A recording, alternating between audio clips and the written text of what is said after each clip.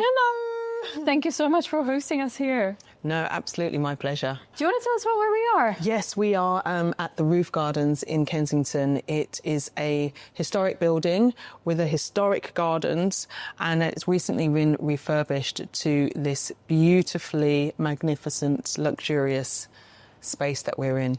It's so nice walking in, and it was so calming. It feels like today I've been in a washing machine on a cycle that won't end, but getting downstairs and hearing a beautiful singer and musicians and just the environment, so calming. Yes, so thank you so much for having us here. No, absolutely. And I'm really excited for this evening to have the sunset and for us to just take a breath and just drop into our own bodies. Thanks. You've been with me on the Paradise Fall journey from, I think, even just before we launched. I remember reaching out to you because I just loved the work that you were doing. And I'm just, and if I consider how much we've been through over the last 3 and 4 years since we started conceptualizing the brand, but just how much we've been through as a community of women in the UK, in the US, around the world, it seems insane. I'm curious for your take. What do you think are the biggest stressors right now? I think it would probably be better to ask the question, what is not stressing us out, right? We are currently in a world where absolutely everything can be of massive amounts of stress to us. You know, the world, conflict, the economy, diseases, you know, can you do your shopping? Like, it's really, in every single way, there are points that are coming towards us and giving a massive amount of stress on a collective level. So really, on the collective, you feel that everybody is like already in a little bit fight or flight. And then you bring in your own individual stressors, like your phone going off every 5 seconds and emails and, you know, people's urgency. It then really is a place where you know, we are just like full of stress constantly. How does that affect our body physiologically? What's going on? It sends our bodies into fight or flight. And that means that your body is in a response whereby you're ready at any given moment because you don't know what's coming to attack you. Right? It means that it's absolutely the opposite of where we want to be when we are living healthily, which is in the system of rest and digest. So our bodies, when they are in rest and digest, it means on a cellular level that our cells can repair, they can rest, they can regenerate. Wow. And that's actually what we do when we're doing breath work. We're bringing our body down, we're concentrating on the big nervous system that runs through our bodies and telling that system, which in turn tells our brain, it's okay, we're okay, and that we're safe. Right, that's really interesting because I've always felt like when I feel stressed, I look a bit more haggard, I feel a bit more weighed down, I feel I look even older, which is bizarre. And when I'm not stressed, all of that changes. So I imagine if you're in a constant state of fight or flight and your cells are not regenerating as you've just explained right now, that kind of makes sense. No, it's 100% accurate. You know, when you're really tired and you look in the mirror, there is a different reflection than when you're feeling like, light and airy and energized. Of course it is. I always talk about beauty being from the inside out. But this is really what we're talking about, even more so. It's from a cellular level. You need to have your body be rested in order for your forehead to be wrinkle-free. Like, it makes sense, right? You're stressed, your brow is furrowed, there's all of this going on. Well, of course, that's not doing anything for your face. When you're rested, when you're calm, starting from the inside, that is what is projected outside, and then that is what connects to other people. When people go, I just love your energy, it's that. Right. It's that they're connecting to. Yeah. And how did you get to this space? So I know you've got a gymnastics background, you're a dancer, you run a company. I mean, why do you think this is important and how did you get into it? I got into it actually looking outside and looking around me going, everybody looks really stressed, especially in the industries, that I was working in, mainly fashion and entertainment. There was hard deadlines, highly pressured, highly successful people were all running around really super stressed, and I was one of them. And, again, I wasn't really thinking about what I was going through because I hadn't even got the awareness to recognize my own stuff yet. It was more just looking at other people and then going, I think that there's a solution that we could do, that we could bring in the permission. And that's the first thing, bring in the permission for people to stop and take a breath. Yeah.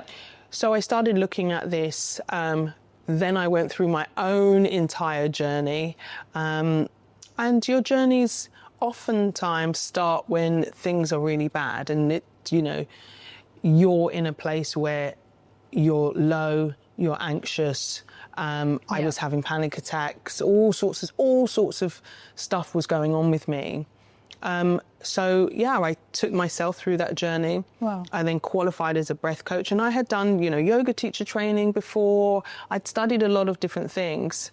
But then when I found the breath, what I understood is it's the most simple and basic thing that you can do, and it changes your mood really, and it changes how you feel very quickly. Yeah. So you can do it anywhere. You don't have to close your eyes. You can do it just before going into a meeting. You can do it just before bed. You can use it to kind of bring you up or bring you down. Right. And you always have it with you, right? It's not the same as, okay, I'm going to go get changed and get my mat out and do all the things. Yeah. Listen, me and my mat, we are literally the best of friends. But your breath is a tool that's with you all the time. And it's working on your systems, right? Yeah. It isn't this airy fairy kind of stuff that you need to feel that you have to hold on to. For me, that comes as part of it, but actually it is a physiological practice. 100%. You are bringing your heart rate down. Yeah. You are sending the signals to your brain. Yeah. So it's like a hack into meditation. For some people who find it difficult to sit and just sit in their stillness, this is a way you're counting breath and you're regulating your system. Yeah. I am someone who used to have a lot of, I remember actually, I used to perform. I went to performing arts school when I was really, really young, but I had stage fright. And I never really got over that. And it's not something that I have, I did that for myself. I guess I never really performed very much beyond that. But yeah, I doubt, the stage fright. I remember, I think I began to get over it. It would manifest in lots of ways, like exams. I'd get super nervous. And I remember once my teacher, a history teacher actually, just said, look, who was kind of addressing the class, but just said, before you start your exam, I know you're in a rush to get things done. Don't do that. And control your breath movement. Breathe out, open your palm and breathe in, close your palm and take deep breaths. And that was the first time that I saw it as a hack. But also on a day-to-day basis, I gather that a lot of us, we don't breathe properly, we don't sit properly. What would your advice be? I mean, even looking at me and you, we're sitting very differently. So what's your advice? The first bit of advice is to become aware of your breath. That really is the number one key. Notice if you're in the car, your shoulders are up, you're holding your breath. Notice if a stressful email arrives and you hold your breath while you're composing your reply. That isn't from a place of grounded control. Yeah. And if you don't have control over yourself, you really have control of nothing. Yeah. Right? All of that stuff that we were talking about, which gives this collective stress in the world, we have no control over it. Yeah. Right? What we have control of is ourselves and how we experience life, and how from that point, when we feel like we're in control of ourselves and how we're experiencing our life, from that point, we can then serve. We can then find our ways to help. We can then hold our hand out to the community. If we don't have that in ourselves, we can't do anything else. And so then it becomes way more stressful, all of this stuff that's going on out there. Yeah. And what is correct breathing on a day-to-day basis? Correct breathing on a day-to-day basis. When you breathe in, you want to breathe so that your breath is dropping right down into your belly, right? So as you inhale, you want to kind of like feel your belly expanding. Yeah. We, especially women, spend so much time holding our tummies in. Yeah, absolutely, yeah. And that's the worst thing, I guess. It's the worst thing. Okay. It's the worst thing. It's stopping our breath from going where it needs to go. Yeah. So if you want to hit that vagus nerve, you want a big, deep belly breath. So just that, you know, and I think it's a lot easier if you lie down. You can practice this before bed or first thing when you wake up. Just take your hand on your belly, take a deep inhale, filling up your belly, and an easy exhale, and you'll feel your palm just kind of slightly move. Just practice that, you know, for a few times, and you'll start to get used to what that feels like. Ideally, you want to do 10 minutes of breath practice a day, and you will get your body back into the way of remembering how it used to breathe. If you think about a sleeping baby, right, lying on their back, and their belly's going up and down and up and down, like you can picture it. That's what babies breathe like. That is how we were breathing. That was how we were. So you just want to get your body and your brain connected back into the time when you were breathing without dysfunction, which is possible by practice. And once you've got it back again, then it stays, you know. So that's why you just need to get this practice. You need to get the correct techniques. You will feel the difference. You'll feel the difference in your digestion system. Like so many, there's so many points. Because if you think about it, when you're breathing really deep, you're massaging your internal organs. So everything is just working better. It really is the food for your cells. Right, interesting.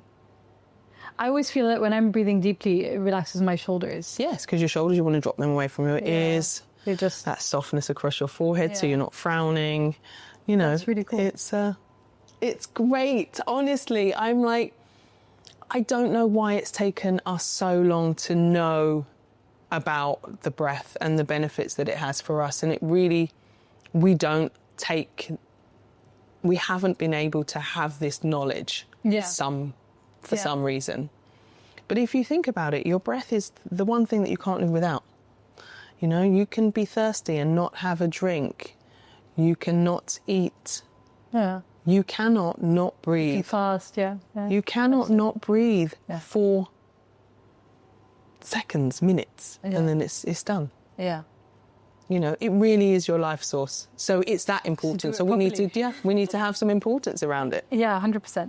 Well, thank you so much for being here today, and you're going to show us what it's like to have some importance around it and to give it the attention that it's due, I guess. Exactly. So that's super important. Thanks again, Aicha. Thank you.